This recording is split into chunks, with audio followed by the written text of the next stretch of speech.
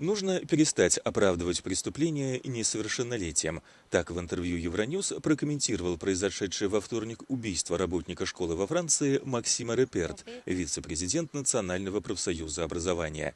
14-летний подросток нанес несколько ножевых ранений 31-летней женщине, помогавшей полицейским при досмотре, от которых она скончалась.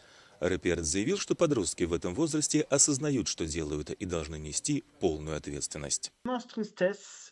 Qui nous a frappé aujourd'hui. C'est toute une communauté qui est en deuil, tout un pays qui est en deuil.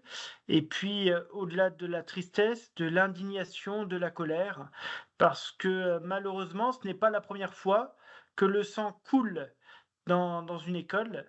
À chaque fois, c'est quelque chose qui nous paraît insoutenable. Que ce soit des fouilles, que ce soit des caméras, que ce soit des portiques, ce n'est pas ça qui va régler le problème de cette violence, justement. Il faut s'attarder à la santé des jeunes. Ça, c'est indispensable. Pour ça, il faut des personnels. Il faut des psy-EN, il faut des médecins, il faut des infirmières. Il y a tout à faire dans l'éducation nationale à ce niveau.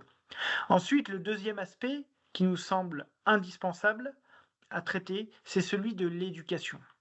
Et vous savez, nous pensons que l'école ne peut pas tout porter, l'école ne peut pas tout régler.